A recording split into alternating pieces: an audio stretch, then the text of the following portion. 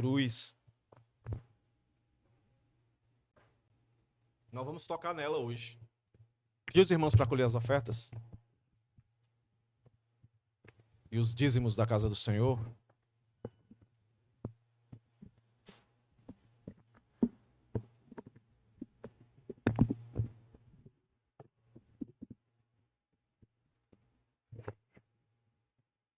Som.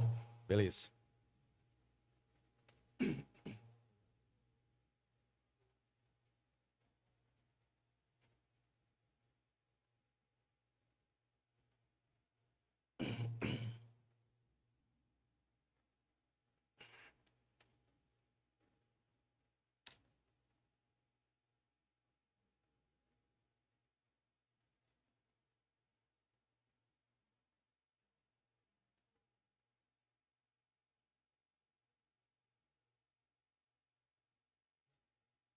Abra sua Bíblia aí, irmãos.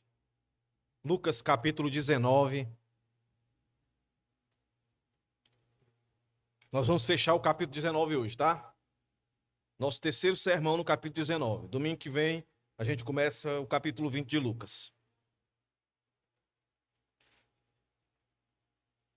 Do verso 28 ao 48.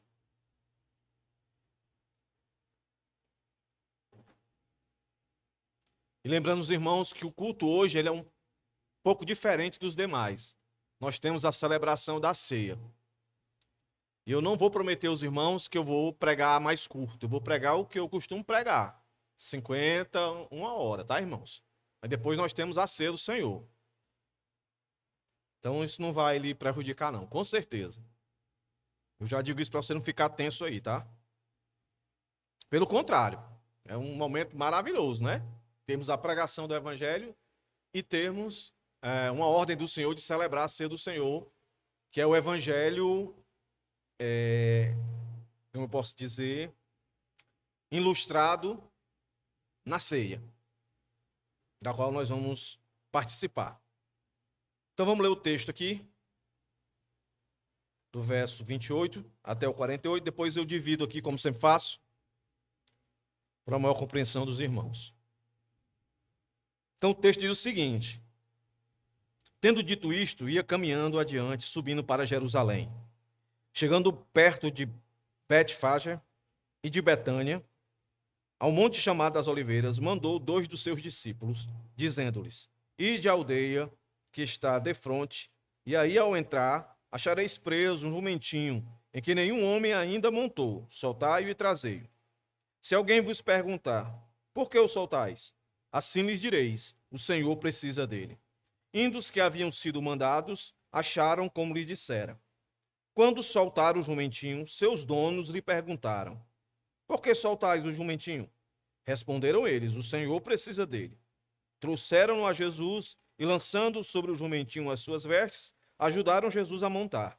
Indo ele, estendiu no caminho as suas vestes. Quando já chegava perto da descida do Monte das Oliveiras, toda a multidão dos discípulos, regozijando-se, começou a dar louvores a Deus em alta voz por todas as maravilhas que tinham visto, dizendo: bendito o Rei que vem em nome do Senhor, paz no céu e glória nas alturas. Disseram-lhe alguns dos fariseus dentre a multidão: mestre, repreende os teus discípulos. Respondeu-lhe Jesus: digo-vos que se estes se calarem, as próprias pedras clamarão. Quando ia chegando, vendo a cidade, chorou sobre ela, dizendo: ah, se tu conhecesses, ao menos neste teu dia, o que à tua paz pertence, mas agora isso está encoberto aos teus olhos. Dias virão sobre ti, em que os teus inimigos te cercarão de trincheiras e te sitiarão e te apertarão de todos os lados. Derrubar-te-ão a ti e a teus filhos que dentro de ti estiverem. Não deixarão em ti pedra sobre pedra, porque não reconhecestes o tempo da tua visitação. Depois, entrando no templo, começou a expulsar a todos que nele vendiam e compravam, dizendo-lhes: está escrito, a minha casa será casa de oração, mas vós transformastes em esconderijo de ladrões. Todos os dias ensinava no templo, mas os principais sacerdotes, os escribas e os maiorais do povo procuravam matá-lo. Contudo, não achavam meio de o fazer, porque todo o povo ouvia com muita atenção. Vamos orar, meus irmãos, mais uma vez. Senhor, ser gracioso conosco mais uma vez. Te pedimos, Senhor, por misericórdia, fala aos nossos corações. Que possamos estar diante de Ti, Senhor, com os corações arrependidos, contritos, desejosos de aprofundarmos nas verdades da Tua palavra, para que assim possamos entender as nossas responsabilidades e viver nesse mundo cada vez mais caído como luz, em obediência à Tua palavra. Então, que os nossos ouvidos, Senhor, sejam edificados com as palavras lidas nesse texto, com as palavras explicadas desse texto. Ajude-me, Senhor, mais uma vez. Perdoa os nossos pecados, nossas transgressões, tudo aquilo que nos impede, de fato, de ter a compreensão da Tua palavra. Por isso, Senhor, fala aos nossos corações. Restaura, Senhor, restabelece nosso vigor, a nossa força, a nossa fé. Em nome de Jesus, Pai. Salva, restaura, edifica, Pai. Através da Tua palavra é o que nós clamamos em nome de Jesus. Amém. Como é que eu divido o texto aí, tá, irmãos? Em 3 partes. Do verso 28 ao 35, a soberania de Jesus. Tá certo? Do verso 36 ao 40, a majestade de Jesus. Do verso 41 ao 48, a autoridade de Jesus. Certo? Então, só repetindo para os irmãos. Verso 28 ao 35, a soberania de Jesus. Verso 36 ao 40, a majestade de Jesus. Verso 41 a 48, a autoridade de Jesus. Aqui, meus irmãos, Lucas começa a desenhar aquilo que comumente as pessoas conhecem como a paixão de Cristo. Jesus está se encaminhando propriamente para morrer. E essa é a hora mais esperada por Jesus. Por Jesus, é a hora mais esperada. E ele escolheu o momento certo. A festa da Páscoa. Que era o prazer dos judeus e o desespero dos romanos. Porque nesse período aí sempre tinha, da parte do governo romano, uma apreensão de uma insurreição surgir ali. Ou seja, alguém querer destronar, né, as autoridades romanas do seu poder. Um comentarista, um escritor, de vez em quando eu cito ele aqui, J.C. Ryle, ele diz o seguinte, que foi nessa maior festa pública dos judeus que Jesus veio a Jerusalém para morrer. E ele desejou que toda a cidade pudesse saber disso. Lembre-se, irmãos, que quando nós começamos a expor, lá Mateus, depois passamos Marcos, em várias ocasiões, quando Jesus fazia um milagre, quando Jesus fazia algo sobrenatural, comumente ele dizia assim, ó, fique calado, não espalhe. Não divulgue. Mantenha-se. Alguns obedeciam, outros não. Agora, nessa situação aqui, ele está indo em direção de um momento onde ele faz questão que todos saibam quem ele é e o que ele fez. Todos. Todos, sem exceção. Então, só por questão de estabelecer aqui para os irmãos uma cronologia do que vai acontecer agora, a partir do verso 28, adentrando o capítulo 20 em diante, que é aquilo conhecido como a paixão de Cristo, é a ideia aqui do nosso texto hoje. A entrada triunfal em Jerusalém, que seria no domingo. Segunda-feira, vai estar lá no verso 45 do nosso texto de hoje, a purificação do templo. Terça-feira, discussões com os líderes judeus. E aí entra o capítulo 20. Na quarta-feira, possivelmente o dia de descanso. Quinta-feira, preparativos para a Páscoa. Sexta-feira, julgamento e crucificação. Sábado, Jesus permanece sepultado. Domingo, Jesus ressuscita dos mortos. Então, ou seja, do que nós vamos tratar aqui hoje, mais 7 dias, Jesus ressuscita. É a semana crucial. Meus irmãos, aqui é a semana que mudou a história da humanidade. Aqui é o antes e depois de Cristo. Até então, não havia salvação à disposição de ninguém. Havia a promessa de um Messias. Mas depois de domingo, que ele ressuscita, aí se estabelece a salvação. E daí o nosso primeiro ponto, que é uma introduçãozinha que parece que não vale de nada. Parece simplesmente uma vírgula na história. Mas uma vírgula e um ponto, às vezes, muda o sentido, né? A falta de uma vírgula, a falta de um ponto, muda o sentido de uma frase, não é não? Então, esse texto aqui, que parece ser não de muita importância, tem algumas verdades aí, meus irmãos, que a gente precisa passar por elas. Tá certo? Então, olhe bem para o seu texto aí, a soberania do Senhor, do verso 28 ao 35. Pelo menos, talvez aqui, umas 3 perspectivas para essa soberania de Jesus aqui, nesse relato aqui. Então, vamos lá. Vamos ler aqui pausadamente. Tendo dito isto, e aí faz ligação com o que ele tinha acabado de falar. Que foi o que ele acabou de falar da parábola das minas. E o verso 27, aterrador, não é? Quando ele disse, quanto àqueles meus inimigos, verso 27, do capítulo 19, que não quiseram que eu reinasse sobre eles, ou seja, que não quiseram a minha soberania, a minha majestade, a minha autoridade, o meu governo, aí ele diz, trazei-os aqui e matai-os diante de mim. E aí nós falamos, isso aqui que Jesus está dizendo é o grande juízo, quando ele voltar. Quando ele voltar para estabelecer por completo o seu reino, onde de fato ele vai governar com autoridade. Toda a sua soberania vai ser executada. Ninguém mais pode dizer, eu não quero que tu reine sobre nós. Pronto, é exatamente isso aqui que está no tendo dito isto. E aí ele vai, caminha, como o texto está dizendo, para Jerusalém.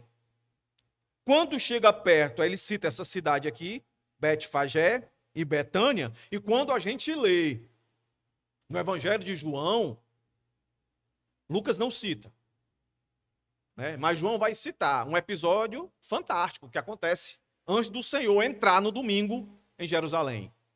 É a ressurreição de Lázaro. O Senhor ressuscita Lázaro. Então a multidão que está acompanhando a Jesus aí é aquela multidão que viu Jesus salvar Zaqueu, que viu Jesus curar aquele cego. Jesus, filho de Davi, tem misericórdia de mim. É a multidão que viu Jesus ressuscitar Lázaro morto, depois de 4 dias. Essa multidão está seguindo Jesus. E aí, Jesus, com a sua soberania, entenda, soberania, total controle de tudo e de todos. É um Deus que manda e obedece quem tem juízo. Ele dá uma ordem. Ele diz, que parece uma ordem tão simples, né? Verso 29. Mandou 2 dos seus discípulos, dizendo, a Jesus diz, olha, vão fazer isso aqui o quê? Aí ele diz, ide à aldeia que está defronte, e aí ao entrar achareis preso um jumentinho, e que nenhum homem ainda montou, soltai-o, trazei-o. E se alguém perguntar por que o soltou ou soltais, assim lhes direi, o Senhor precisa dele. Então vamos lá. Alguns comentaristas dão a ideia de que isso aqui que vai acontecer é que Jesus já tinha combinado com as pessoas da qual ele manda os seus discípulos ir lá pegar esse jumentinho que ninguém montou nele. E na verdade são 2. Quando você lê Mateus, você percebe que são 2. Mas, meus irmãos, com outros comentaristas, eu também acredito que aqui nada mais é do que uma característica da divindade do Senhor, a onisciência do Senhor. E outra coisa que corrobora para isso, quando você lê Mateus, Mateus diz que isso tem que acontecer segundo o que foi profetizado. Se você for ler Mateus capítulo 21, que está o mesmo episódio aqui, ele vai dizer que isso aqui que parece aqui na percepção de Lucas, uma coisa tão trivial, está dizendo que isso aí tinha sido profetizado. Então, o Senhor Jesus já tinha consciência, e essa consciência da onisciência dele, de que tudo isso estava no script. Tinha que ser assim. Isso mostra a soberania dele e a onisciência dele quando ele diz assim, ó, você pode buscar e alguém vai interpelar vocês, mas você diga o seguinte, que o Senhor precisa. E essa palavra Senhor, para nós aqui, não tem muito impacto, não. Para nós, Senhor, a gente fala direto, a gente canta direto Senhor. Mas naquela época, nessa época aqui, nesse contexto aqui, quando se falava Senhor, era a palavra Kyrios, que normalmente era requerida pelos imperadores romanos. Todo imperador romano gostava de fazer uma estátua sua e que as pessoas o adorassem. Podia adorar qualquer outro Deus, mas tinha que adorar ele também. O cristianismo foi a única religião que chegou dizendo, não, a gente só pode adorar um. Esse foi o grande problema para o cristianismo, problema entre aspas. Essa, de fato, é a solução. Por isso o cristianismo foi perseguido, porque, a priori, o Império Romano não proibiu o cristianismo. Assim que o cristianismo criou corpo, criou força, e começou a dizer, só existe um Deus, só existe um Kyrios, um Senhor, aí a coisa ficou difícil. E nessa situação aqui, Jesus está já no fio da espada. Eles esperavam só a ocasião para pegar Jesus, mas eles jamais imaginariam que Jesus iria para os braços dele. E o que Jesus está fazendo foi exatamente o que Isaías profetizou. Então, tudo isso aqui que está escrito aqui, que parece ser letras tão simples, é o Senhor Jesus cumprindo à risca tudo aquilo que foi dito, que ele tinha que fazer. E uma das coisas é essa. Você vai pegar 2 jumentinhos que ninguém usou, e você vai entrar em Jerusalém nele. Tanto que, do jeito que o Senhor disse, aconteceu. Verso 32. Indo os que haviam sido mandados, acharam como lhe dissera. Que não deixa de ser uma revelação, né? Não deixa de ser uma revelação. Vocês vão em tal lugar, quando chegar em tal lugar, vocês vão ver lá 2 jumentinhos amarrados, e eles chegam lá, tá lá os 2 jumentinhos. Não é um, são 2. E diz a fala, se alguém perguntar assim, se alguém falar assim, você diz, Senhor, precisa acontecer do jeito que o Senhor disse. Por isso que eu não acredito nessas revelações aí que a turma diz pela metade. Não dá nome, não dá o endereço, entendeu? Aí fica com esse negócio de chutar. Jesus não, ó, preciso. Quando soltaram o jumento, está aí se confirmando. Aí eles dizem no verso 34 que Jesus tinha dito, ó, responderam, o Senhor precisa dele. Onde é que a gente vê a soberania do Senhor aqui? Primeiro, na onisciência dele. Segundo, parece que não faz sentido nenhum, né? Mas o controle dele sobre a criação, sobre os animais. Quem aqui é do interior sabe. Animal que nunca foi montado, ele é um animal arredio. Ele precisa ser domado. Mas o texto vai dizer para a gente que o Senhor vai montar tranquilamente neles. Eu vejo sinal de soberania. É tudo sob o controle dele. Meus irmãos, o que Jesus está dizendo para nós aqui, nesse texto, é que sempre tudo esteve sob o controle dele. Nada aconteceu fora do controle dele, por mais que as coisas parecessem descontroladas. Jesus está caminhando para morrer na perspectiva do mundo, está fora do controle. Ele vai ser assassinado, mas não, irmãos. Tudo está dentro do controle. Jesus foi assassinado na perspectiva humana, na responsabilidade humana. Mas na divina, Jesus entregou a sua vida. Jesus não cometeu suicídio, ele entregou a sua vida E aqui Lucas vai dando os pormenores, como Mateus, como Marcos e como João, dizendo quanto o Senhor tinha o controle das coisas nos mínimos detalhes. E ele, por sua onisciência, ele sabia que a multidão que o seguia, inclusive os seus apóstolos, não entenderam o que de fato estava acontecendo ali, o que ia acontecer ali. Então, vemos aqui a onisciência do Senhor e a questão do poder dele, de domínio sobre tudo e sobre todos. A onisciência, a autoridade e o domínio do Senhor aqui. Jesus demonstrou onisciência sabendo onde estava o jumentinho. Demonstrou autoridade dando ordens para trazer o jumentinho. Os donos, entre aspas, não disseram, não vamos entregar. Não sei, talvez os donos ali tiveram um senso de mordomia. Entenderam que tudo que eles tinham, na verdade, não era deles, era do Senhor. Que é aquilo que a Bíblia nos ensina. Tudo que você tem, tudo que eu tenho, não é nosso. Nós somos mordomos. Por isso eles entregaram. Aí mostra a autoridade do Senhor. E, como eu falei, o domínio sobre o reino animal, pois montou um jumento que ainda não tinha sido amansado, né? Como diz o Matuto. Então veja, parece um relato tão simples, mas é como o Senhor estivesse dizendo para nós aqui hoje, Igreja Bíblica. Quando eu fui para morrer, eu fui como um Deus soberano, cheio de autoridade, cheio de poder, cheio de domínio. Por mais que o que me esperava era a cruz, mas eu era Deus ali. Sabendo disso, qual é a tua preocupação? O que é que te desanima? O que é que tem te frustrado? Se a maior desgraça que poderia acontecer com você, você que é crente, você que creu em Cristo, se a maior desgraça que poderia acontecer com você era você morrer sem Cristo e acordar e o Senhor olhar para você e dizer, apartai-vos de mim, maldito. A maior luta que você jamais venceria, ele venceu. E ele mostrou total controle.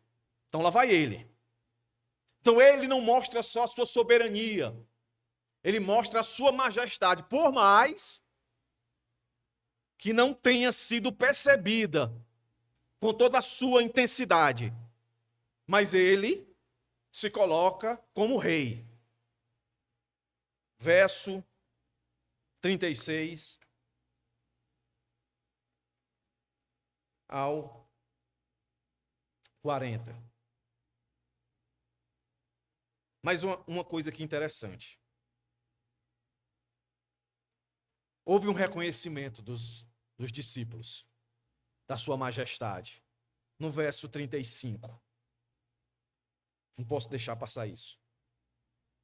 Depois que eles trazem um jumento, ou os jumentos, aí o verso 35 diz que trouxeram a Jesus e lançando sobre o jumentinho as suas vestes, os discípulos pegaram as suas vestes e colocaram em cima do jumento como colocando uma sela, né? Um rei não poderia montar em cima de um jumento sem sela. Então parece que eles têm essa percepção da realeza do Senhor Jesus, mas não em todos os sentidos.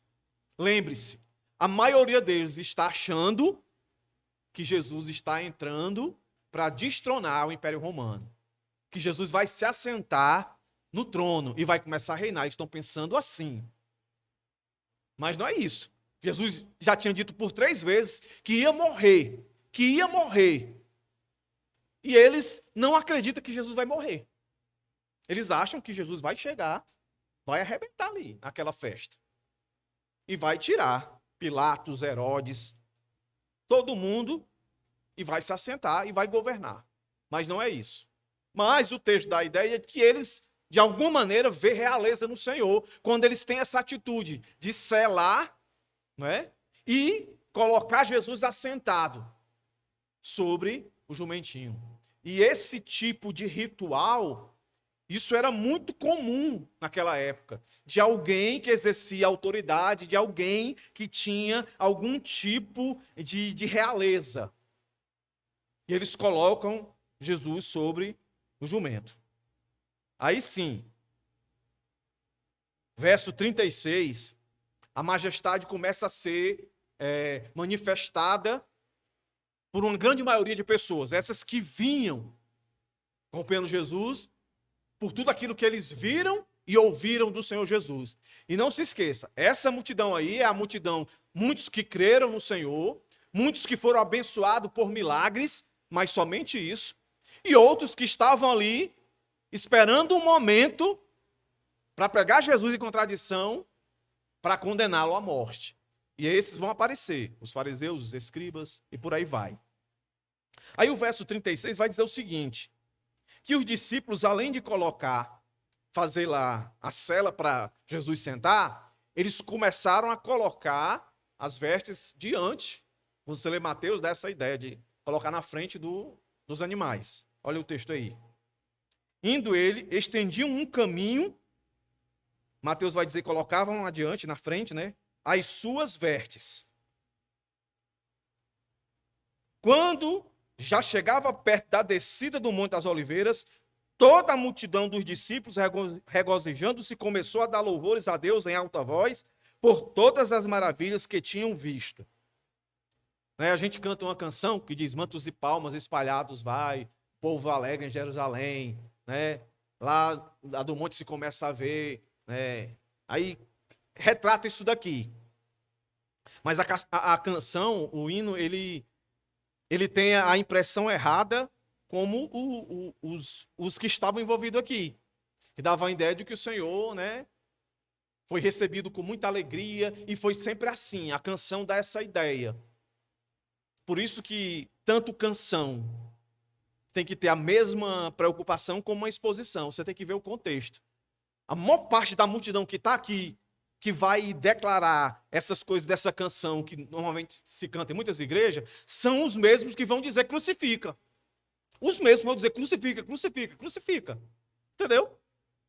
Mas é interessante que o texto aqui deixa claro que toda a multidão, nesse momento aqui, está impactada pelas coisas que elas viram. O que foi que elas viram? Jesus ressuscitar morto, legião de demônio, milagres sobrenaturais, pessoas cegas de nascença enxergar, pessoas aleijadas de nascença começarem a andar normalmente, pessoas com doença incurável naquela época, doenças consideradas terminais, o Senhor estabelecer a saúde por completo.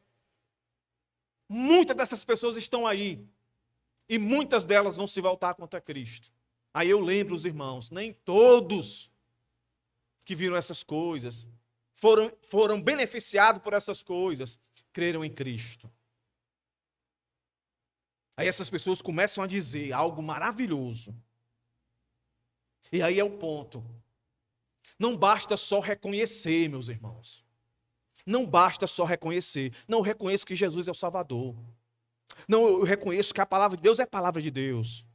Não, eu reconheço que Ele é santo. Eu reconheço que Ele é divino. Eu reconheço. Se não crer, não adianta. Tem que crer. Porque Satanás, a Bíblia diz, que ele reconhece essas coisas, até treme. Mas ele não crê. Ele não quer aceitar. Esse é o ponto. Olha o que eles dizem, a multidão. Ó. Bendito o rei que vem em nome do Senhor. Quírios, multidão corajosa. No meio da multidão, a gente fica corajoso mesmo. A gente assume a nossa cristandade. O problema é quando a gente está só. Não é? Que já foi estádio de futebol, sabe o que eu estou dizendo. Está no meio da multidão, aí esculhamba o jogador, esculhamba o técnico, esculhamba o árbitro. O pobre da mãe do árbitro sofre. Aí o cara fica lá, não sei o que, não sei o que, não sei o que. Se num instante, uma fração de segundo, alguém tivesse o poder para colocar o árbitro, e a pessoa dentro de uma sala fechada, sem porta, sem janela, para ver o que é que ele ia dizer. Ele ia se calar, ele ia dizer, cadê a coragem? Então a multidão todinha dizendo o que é verdade. Mas vocês vão perceber mais adiante a decepção de Jesus com esses. Não, então por que botou registrado aqui? Para a gente saber que teve gente aqui que falou, mesmo não entendendo, mas reconheceu depois. E teve gente aqui que falou e não reconheceu depois. Para que a gente se analise e veja se o nosso cristianismo é um cristianismo de multidão. Se a gente entende e compreende ao ponto de conhecer,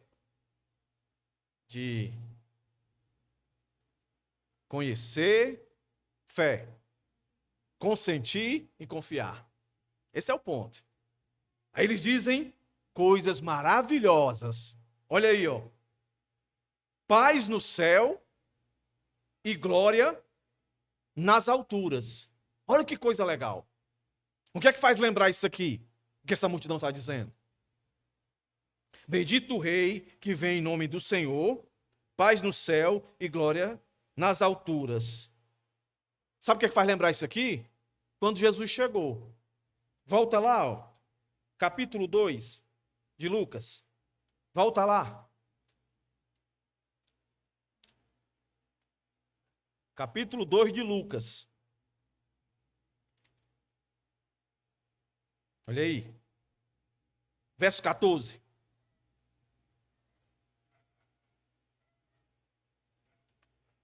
Agora aqui são os anjos falando. No nosso texto são os homens. Mas olha que legal, meus irmãos. Os anjos dizem: glória a Deus nas maiores alturas e paz na terra entre os homens a quem Ele quer bem. Agora olha para o nosso texto. Paz no céu e glória nas alturas do Senhor. Olha aí.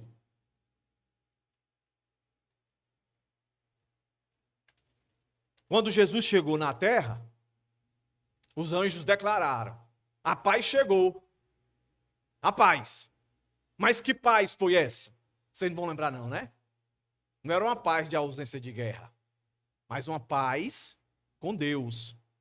Uma paz de reconciliação. Uma paz, por ter paz com Deus, a paz que excede todo entendimento, que dá a condição do cristão passar por qualquer dificuldade nesse mundo aqui sem entrar em desespero e em pânico. Mas aqui agora está dizendo paz no céu. Então o que esse povo está cantando é profecias do Antigo Testamento, que esse povo aí está dizendo. O que esse povo está dizendo aí, mesmo sem entender as implicações por completo, que é essa entrada triunfal de Jesus, que na cabeça deles eles acham que Jesus ele vai reinar, vai resolver os problemas deles, vai trazer paz, porque a igreja estava sendo perseguida pelo Império Romano, pelos religiosos. Jesus estava sendo acusado de um causador de tumulto. Jesus estava sendo covardemente, sendo acusado por muitas coisas. E os seus discípulos também sendo ameaçados por isso. Então eles queriam paz, eles cantam isso. Só que eles nem se percebem. O que na verdade eles estão cantando é o que Jesus está querendo que eles entendam, que eles não entenderam. Essa entrada triunfal de Jesus aqui é a saída, não é a chegada dele. É a saída dele do mundo, e essa saída dele vai ser através da sua morte, para justamente trazer paz do céu para a terra. Ou seja, aplacar a ira de Deus sobre a cabeça do homem. Por isso Jesus dizia: eu tenho que ir, eu tenho que morrer em Jerusalém. Em outras palavras, se eu não morrer, não vai ter paz no céu para vocês. Romanos 5. Porque nós fomos salvos, nós ganhamos a paz com Deus. Tivemos agora acesso a Ele. Podemos adentrar na presença dEle. Quem não tem paz com Deus, quem não reconhece Jesus como Senhor e Salvador, tem Deus como inimigo. Então, se essa turma aqui tivesse entendendo a profundidade desse ato que Jesus está fazendo, e eu posso dizer com certeza que se você perguntasse assim: existe, pastor, alguma base bíblica para ato profético? para que a gente faça ato profético, não. Para a gente fazer ato profético, não. Mas o Senhor fez um ato profético aqui, e é esse aqui. O Senhor está indo, que parece ser para resolver o problema das pessoas naquela hora, trazer paz para elas, mas, na verdade, ele está fazendo um ato profético para algo que vai acontecer dali a alguns dias, onde, de fato, ele vai começar a reinar por completo. Para nós ainda não, mas ele sim. O Senhor já reina por completo. Aquilo que eu sempre digo aqui, nós estamos no lapso temporal, nós vivemos em categoria de tempo, passado, presente e futuro. O Senhor não, o Senhor está além. Para o Senhor, passado, presente, futuro, é tudo uma coisa só. Então o Senhor, nessa perspectiva, ele já reina.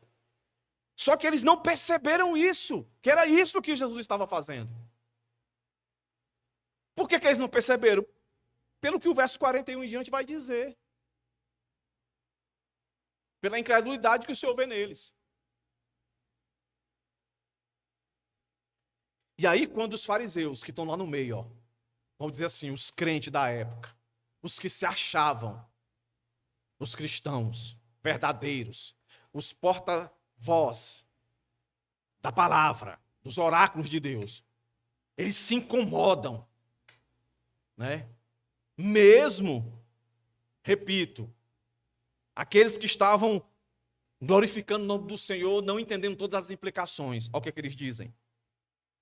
Disseram-lhe alguns dos fariseus, verso 39. Mestre, repreende os teus discípulos. O Senhor vai dizer algo aqui que é semelhante àquilo que nós já falamos antes. No primeiro ponto, a soberania de Deus, que está na onisciência dele e no domínio dele sobre a criação.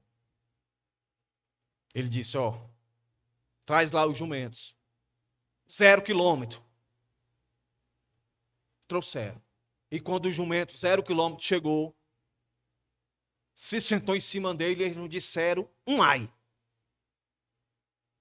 O Senhor comandou, porque ele é o Criador. Como diz Romanos capítulo 11, porque dele, por ele e para ele são todas as coisas. Isso inclui o jumento, isso inclui as pedras. É tudo criação dele. O Senhor está dizendo o seguinte, sabe nada que tu está dizendo.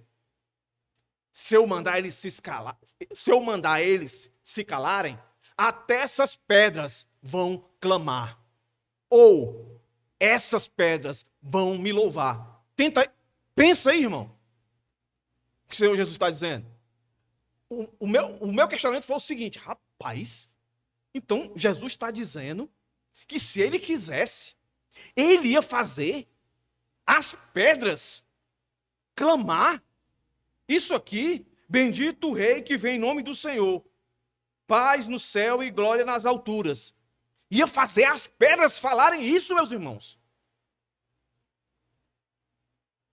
Aí eu olho para a minha vida, aí eu fico me lembrando os medos, as angústias. Mas, rapaz, esse é o Deus que eu sirvo, Jesus que eu sirvo, que disse isso daqui. Rapaz, se eu mandasse calar todo mundo aí, feito de carne e osso, porque Jesus não morreu por pedra, morreu por homem, a sua imagem e semelhança. Essas pedras vão clamar. Para, irmão, pensa aí. Esse é o Jesus que tu aceitou. Aí qual é o teu medo? Repito, qual é o teu desânimo? Qual é o teu contratempo? O que é que te perturba tanto? Que te faz ser tão mole? Eu não tenho condição, eu não consigo ler Bíblia, eu não consigo, eu não tenho vontade disso, eu não tenho vontade daquilo outro. Ora, se uma pedra ele faz cantar, quanto mais você. Então diga, Senhor, eu estou assim, eu estou assim, estou assim. Segundo o que eu estou ouvindo aqui, Jesus, se tu tem poder para fazer isso aí nas pedras, criação inanimada tua, então não há impossível para Deus, de fato, irmãos. Não há nada impossível.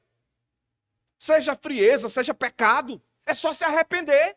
Ele tem poder para lhe perdoar, lhe colocar de pé para você andar. Ponto. Agora, o maior pecado é se manter incrédulo. Está aqui, essas desgraças aqui, os fariseus e escribas. Os caras tinham a palavra. Só bastava isso. Jesus está fazendo uma coisa, eles olharem. E Jesus disse isso em outros momentos. Consulta aí. Que fala sobre mim, consulta aí o que os profetas disseram. E os caras, quanto mais viam, quanto mais ouviam, mais incrédulos eles ficavam. Porque pensa aí, os caras ouviam um negócio desse aqui e dizer, rapaz, esse homem está dizendo. Nós temos que nos colocar no contexto. Quando Jesus responde os fariseus assim, os escribas, qual é a lógica se você tivesse no lugar dele? Era pensar, pai, esse cara ressuscitou morto, depois de 4 dias. Viu um enterro passando, ele foi lá e ressuscitou o menino. Depois veio um pai falando que a menina estava para morrer, e ele foi no caminho, chegaram os amigos do cara lá, os soldados lá, e disseram, já morreu no incômodo do mestre. E ele, não, eu vou lá. Ressuscitou a menina. Fez isso pelo fulano, pelo ciclano. Rapaz, então, vou duvidar mais não. Não teve jeito. Eles vão aparecer de novo. Lá no verso 45 e diante. Aí depois disso,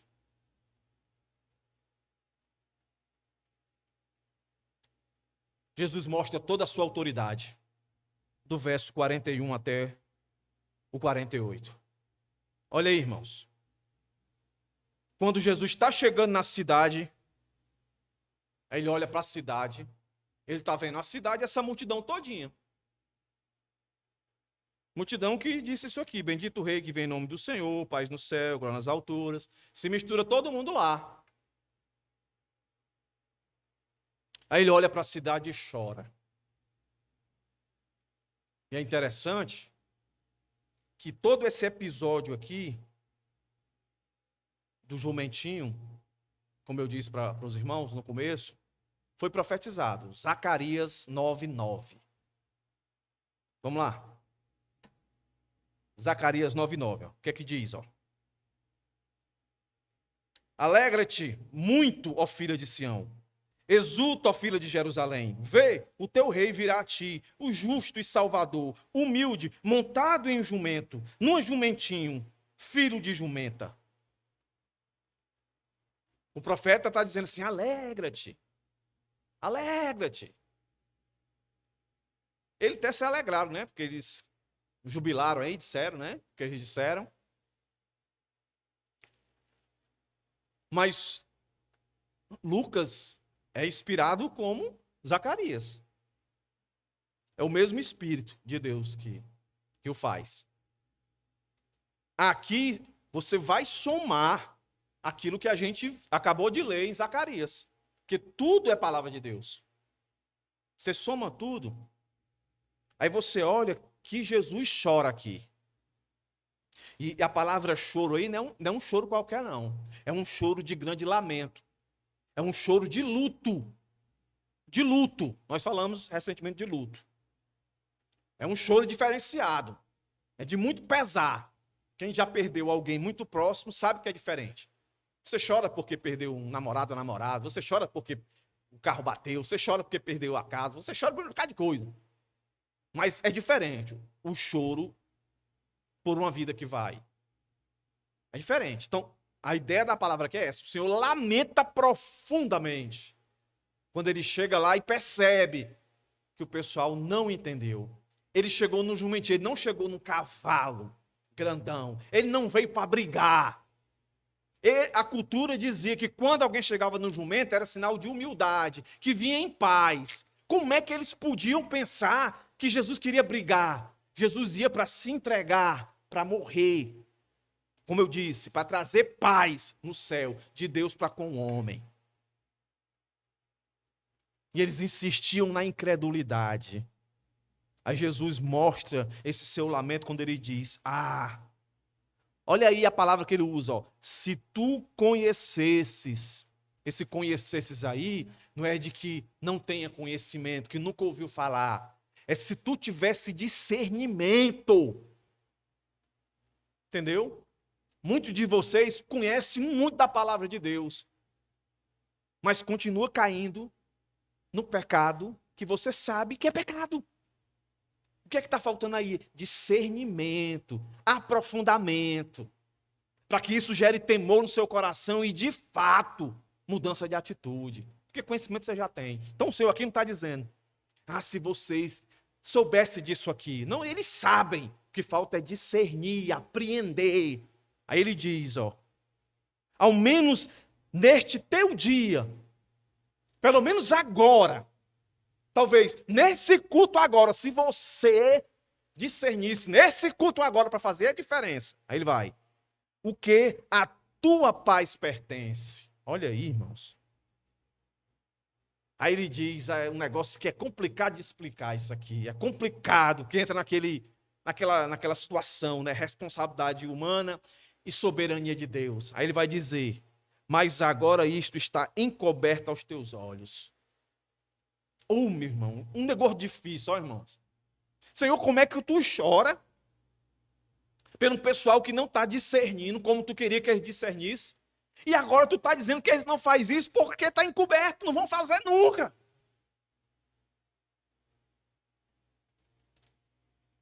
Então para que isso está aqui? É simples, eu entendi. É que mesmo sendo o Senhor que abre os olhos, ele não quis abrir aqui, ele vai abrir depois, ele não quis ir abrir aqui e aqui. O pessoal tinha que ser assim mesmo. Então por que ele chora? É que mesmo Deus sendo soberano e sabendo, olhe, vê se você consegue perceber isso aqui, irmãos.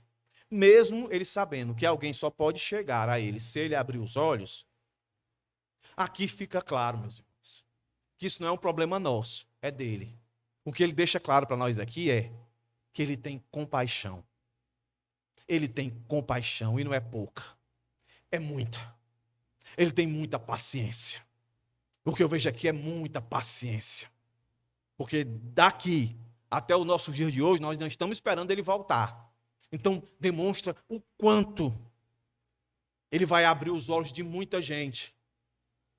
Pode ser o do seu pai, pode ser da sua mãe, pode ser o do seu irmão, pode ser o seu. Ninguém sabe, mas ele sabe. Então, um ponto aqui que eu vejo é isso, não é tentar entender por que ele faz isso. Se é ele mesmo que faz isso outro. O que eu percebo aqui é a grande compaixão dele, o grande lamento dele. Mas, como eu sempre estou dizendo aqui, porque a Bíblia diz, o mesmo Deus que tem promessa de consolo, ele tem promessa de juízo. E ao contrário de que muitos pensam, eu tenho tempo de viver minha vida e quando chegar na hora certa eu me conserto. Porque o juízo vai ser quando Deus voltar. O juízo final. Daqui para lá, ele já está agindo com juízo. Você acha o quê? Quando acontece um tsunami? O que nós estamos vivendo aqui? Que muitas vidas foram ceifadas. Você acha que é o quê? Que não é juízo de Deus? Meus irmãos, o mundo é caído. No final, tudo que acontece nesse mundo é por causa do pecado. O senhor está dizendo então que o meu pai que morreu de Covid, ele morreu por causa do pecado? Sim. Porque se não tivesse pecado no mundo, ninguém morria. O salário do pecado é a morte. O ponto não é esse. É saber se o seu pai morreu com Cristo ou sem Cristo. Se ele morreu com Cristo, pecado não tem problema nenhum para ele, porque o Senhor resgatou ele. Entendeu, irmãos? Aí está aqui, o Senhor fazendo juízo. Próximo dos dias deles. Depois de 30 anos, mais ou menos, aconteceu isso aqui. É o que Jesus está dizendo, depois do lamento dele. Aí ele está dizendo assim, responsabilidade do homem. Vocês não entenderam a paz nesse momento agora, que é a visitação que ele vai dizer. O Salvador está diante de vocês e vocês estão me vendo como um Salvador temporal. Olha, meu irmão, que lasqueira é essa? Que isso ainda acontece nos nossos dias. Tem muita gente que está vindo para Cristo para um Salvador temporal, para salvar ele do quê? Da doença física, para salvar ele da liseira, do desemprego, do sentimentalismo. Eu não arranjo namorado, eu não arranjo namorada. Entendeu? Ninguém me quer. Eu não tenho filho. Eu não gero. Eu vou aceitar Jesus. Aceite Jesus que já vai abrir a madre. Aí vai ter 10 filhos de uma vez só. As pessoas nem se tocam. Estão aceitando Jesus para um Senhor e Salvador para salvar das dificuldades aqui. Enquanto, de fato, você precisa aceitar Ele para o seu maior problema. Aí Deus é gracioso que ele salva você e por tabela abençoa você, aí dá marido, dá carro, dá casa, segundo ele quiser. Esse é o ponto. E muita gente está nessa mesma ideia hoje. Então, se aqui é um juízo para eles, tem para nós também. Para esse tempo também. Aí ele diz, dias virão, verso 43, sobre ti em que os teus inimigos te cercarão de trincheiras e te sitiarão. Pronto, isso aqui nós já vimos em outros textos. Principalmente nós estávamos falando aqui, Mateus capítulo 24. Isso aqui é a queda de Jerusalém no ano 70, o templo, a carnificina. Ao ponto de mulheres grávidas serem assassinadas, os filhos serem arrancados dentro do seu ventre. É o Senhor Jesus. E isso aconteceu. Você vai em qualquer biblioteca aí e compra o livro de Flávio Josefo. Ele registra isso aqui. Flávio Josefo é da época de Jesus. Ele registra esse episódio, anos 70. Jesus, quando está falando isso aqui, é o ano 33, 35, por aí. Isso acontece. Aí ele vai dizer o motivo. Porque não, verso 44, reconhecestes o tempo da tua visitação. Porque vocês não reconheceram que eu era de fato o Messias prometido, mas não para vir resolver o problema de vocês agora. Não, eu preciso ir ao Pai, estabelecer a paz. Como é que eu vou ao Pai? Eu tenho que morrer. Eu tenho que passar pela cruz. Aí sim, tá tudo beleza, aí vocês só aguardam a minha volta. Como João 14 diz, não se turbe o vosso coração, crede em mim. Na casa de meu pai há muitas moradas. Eu vou lá, vou preparar e volto.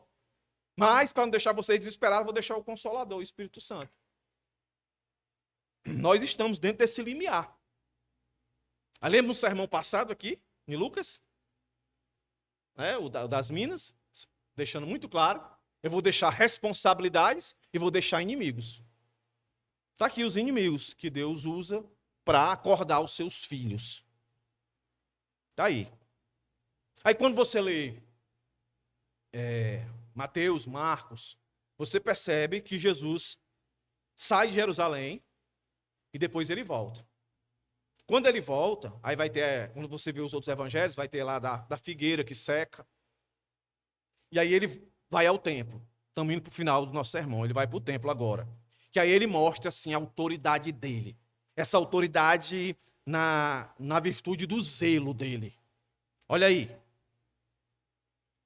O que é que Jesus vai fazer? Ele entra no templo. O que é que ele vê? Comércio. Então, assim, só por questão didática. Escute. O contextozinho do verso 41 em diante. Olhando para trás, via a nação desperdiçar suas oportunidades e deixar passar o tempo da visitação. Olhando para dentro de cada um deles, via a ignorância e a cegueira espiritual no coração do povo. Já deveriam saber quem era Jesus.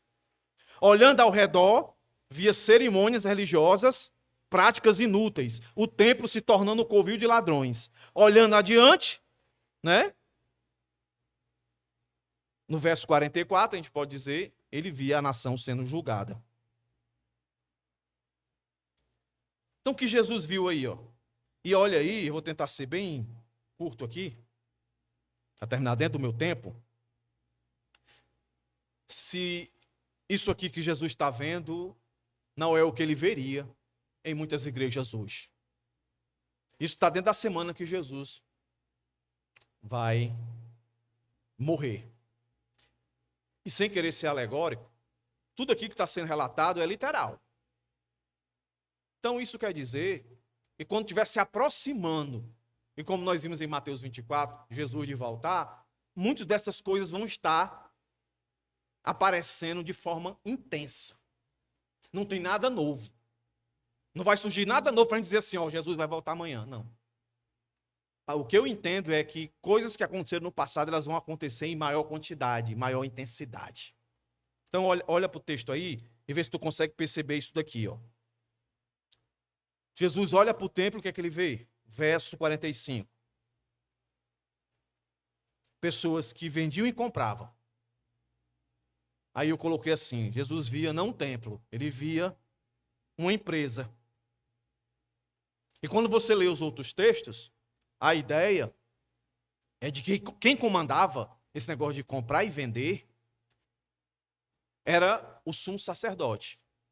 O que acontecia? A Páscoa era a grande festa, as pessoas iam para lá para cultuar a Deus, que era o templo, era onde Deus se manifestava, e as pessoas levavam o seu animal para ser sacrificado. Quando ele chegava lá, não é, tinha todo o ritual. O que foi que os líderes da igreja, os sacerdotes, tendo o sumo sacerdote, o Caifás, que era o responsável maior, com o Estado, se juntaram, porque o Estado tinha a tributação, né, de tudo que ocorria ali. Então veja como Jesus foi corajoso de ir para Jerusalém nesse período de muita arrecadação, né, e de entrar no templo e dizer que era a casa dele. Quando ele dizia isso, ele estava dizendo que ele era Deus, porque todo mundo entendia que ali o templo era de Deus. Aí chega um sujeito, filho de um carpinteiro, de uma mulher mal falada, Maria, né? Numa cidadezinha, sem futuro, sem expressão, o cara dizendo que a casa é dele. Hã? Aí lá tinha cambista, que trocava dinheiro, e esses vendedores. Cambista para quê? Porque vinha gente de tudo que é canto. Então vinha judeu, vinha gentil, convertido ao cristianismo, que era grego ou romano. Então tinha várias moedas, sem falar, né, daquelas religiões pagãs, que também de alguma maneira entrava lá dentro. Então só queriam aceitar o dinheiro, segundo o historiador Flávio Josefo, se fosse o dinheiro do judeu. Então tinha que trocar. Só quando eles iam trocar, aí tinha a questão do câmbio. E eles gostaram disso e começaram a cobrar mais. Então, para os irmãos entenderem, simplesmente, você vai daqui para os Estados Unidos, você tem que trocar o real, o dólar. O dólar hoje é quase R$6, se não me engano, né? Não sei como é que tá. Mas vamos supor que começasse a cobrar 10. E aí você tendo que fazer isso, porque senão você não ia sacrificar. Você não ia dar a sua oferta ao Senhor. Então você era obrigado. Então, de alguma maneira, as pessoas estavam sendo super taxadas. E aí, outra ideia que eles tiveram. Rapaz, olha se não é parecido. Em vez desse pessoal comprar os animais ou trazer, né, lá de onde eles vêm, vamos colocar aqui na igreja para vender para eles. Vamos colocar aqui para vender para eles. O problema estava em vender em si? Eu penso que não. Era eles começarem a cobrar preços absurdos. A pessoa chegava lá, né? Isso aí a gente vê acontecer, né, em alguns locais. Você chega na hora para comprar, quem vai para jogo de futebol, aí você chega para comprar, os cambistas vão na frente, compram os ingressos tudinho, aí quando você chega para comprar, o cara diz, eu tenho, mas é tanto. Aí tu tá doido para assistir o jogo, tu paga. Tu paga. Eles começaram a fazer isso. E olha se isso não acontece na igreja de hoje, não estão fazendo um comércio na igreja de hoje. Vendendo um bocado de coisa que só vale a pena se você comprar. Igrejas que têm estrutura de shopping. Compre a lanchonete da igreja, coma a pizza aqui, para ajudar a igreja. Aí a pizza é mais cara. Aí diz, mas pastor, a pizza na igreja é mais cara do que na... Não, mas aqui é para ajudar a igreja. Aí os irmãos, comprar, entendeu? Compre esse livro aqui. Livro que o pastor dá mensagem. Não, na livraria está mais barato, pastor. Não, mas aqui você comprando de mim, você está ajudando o ministério. Aí tome. Extorquindo dinheiro do pessoal. Parece tão simples. Mas o Senhor chega irado com essas coisas. Chega irado. Isso aqui não é aquele episódio que ele sai dando chicotada, não. Esse da chicotada, tudo indica que foi no começo do ministério dele. Que ele chega no templo e sai dando chicotada negada. E quem não dava com mesa, ele saía, Jesus irado. Olha aí, irmãos. Dentro do culto, ó. Tu imagina eu chegando aqui e vendo os irmãos vender as coisas sem autorização. E coisa que não é bíblica, eu chegasse aqui metendo a chibata nos irmãos. Aí eu ia ter respaldo bíblico. Ó, Jesus fez isso. Tome. Não vou fazer isso não, viu? Porque vocês não vão vender nada aqui mesmo, né? Mas Jesus fez. Chega e parte para cima. Quando você lê os outros, chega com muita raiva. E aí ele diz, ó, verso 46, ó. Ele vê um templo como fosse uma empresa, reage, e tem outro negócio pesado, que ele diz aqui. A minha casa será casa de oração. Aí ele diz, eu sou Deus, eu sou o dono disso aqui. Olha isso aqui, ó. Mas vós a transformardes em esconderijo de ladrão. O que é que ele está dizendo? É que os sacerdotes, Jesus está dizendo aqui é isso, ó, que os sacerdotes sabiam desse roubo no câmbio, desse roubo na venda de animais, superfaturando, ganhando uma margem. E os sacerdotes, sabendo disso, permitiam que esses caras ficassem dentro do templo, ou seja, dentro da igreja, como se fossem salvos. Ou seja, não havia confronto desse pecado. É o que muita igreja está vivendo hoje. Por incrível que pareça, não é possível que você não saiba disso. Tem igreja por aí que o cara vai com amante para a igreja, a mulher dentro da igreja. Está nem aí. Tem igreja por aí que o cara é empresário e está desviando dinheiro, está roubando no imposto de renda, é dono de posto de gasolina, está misturando o combustível, mas ele está lá na igreja todo domingo. A liderança sabe, o pastor sabe, e ele está lá, fazendo da igreja esconderijo de ladrão. Por quê? Porque não confronta um pecado. A igreja foi feita para pregar o evangelho, para confrontar pecado, para levar as pessoas ao arrependimento.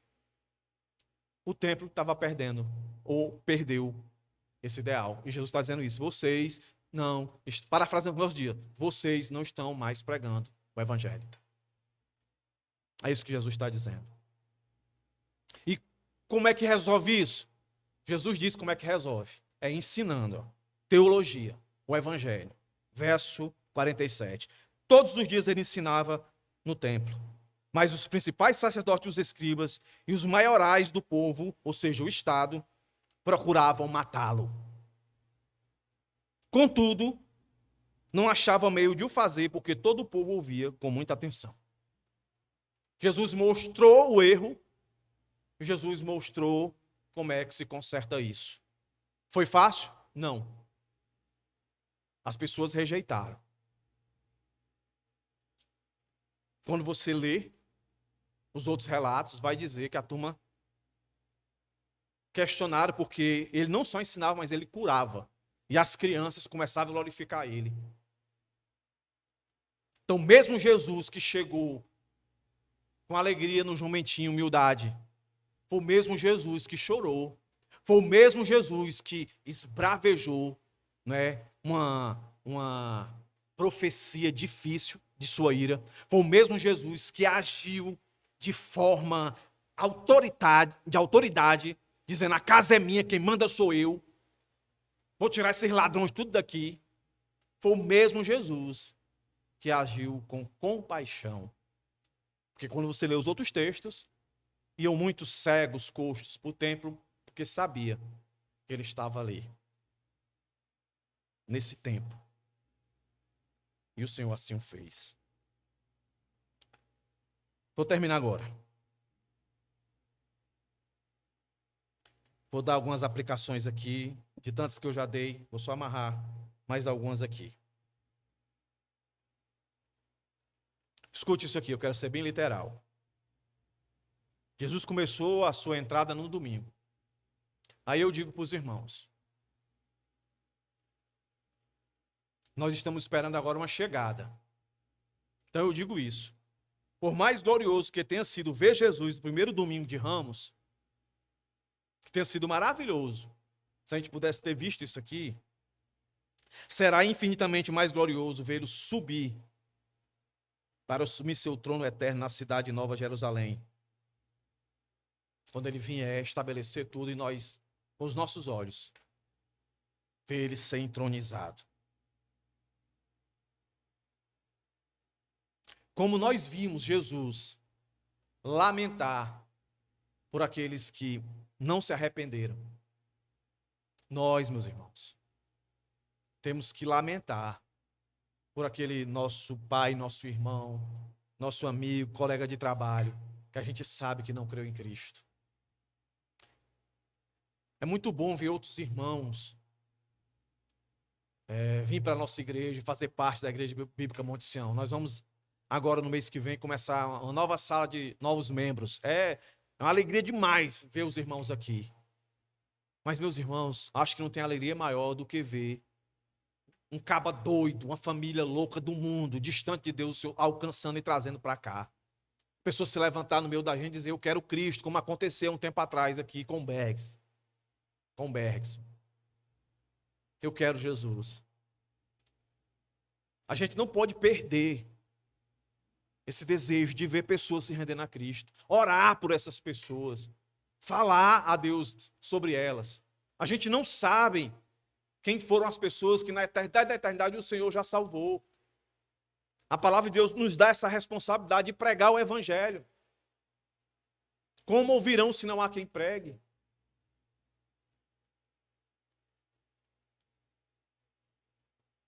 E como eu comecei o sermão dizendo que esse episódio aqui é conhecido como a paixão de Cristo, e a palavra paixão aqui não é essa ideia que a gente tem, né, normalmente associada a início de namoro, que o indivíduo faz tudo, né, e tal, move céus e terra.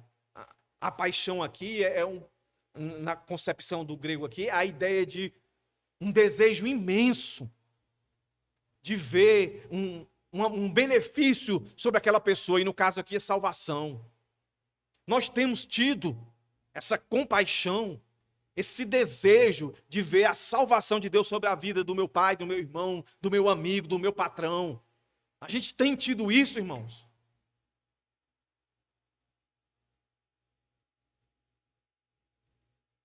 Eu vou citar mais uma vez J.C. Ryle.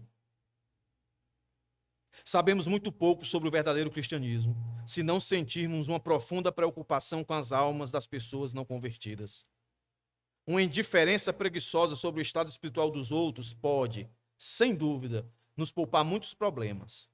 Não se importar se nossos vizinhos estão indo para o céu ou para o inferno, é sem dúvida o jeito do mundo.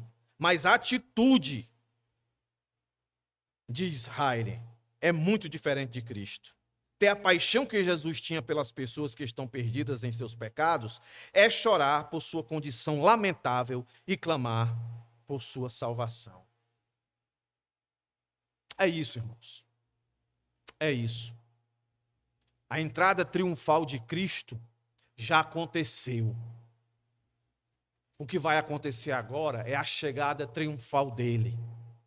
Até lá, meus irmãos, que nós busquemos reconhecer a autoridade do Senhor, a sua soberania, a sua majestade, e assim venhamos confiar nos propósitos dele, assim como Deus tinha propósito para o Filho, Deus tem um propósito para as nossas vidas. Ele falou que ia ser fácil? Não, mas ele deu certeza que ele começou a boa obra, como diz o Antigo Testamento, e ele é uma obra penosa, mas ele vai com ela até o fim. Então só cabe a nós nos render a esse Cristo. Amém, meus irmãos? Convido os irmãos aqui a pegar os elementos da ceia.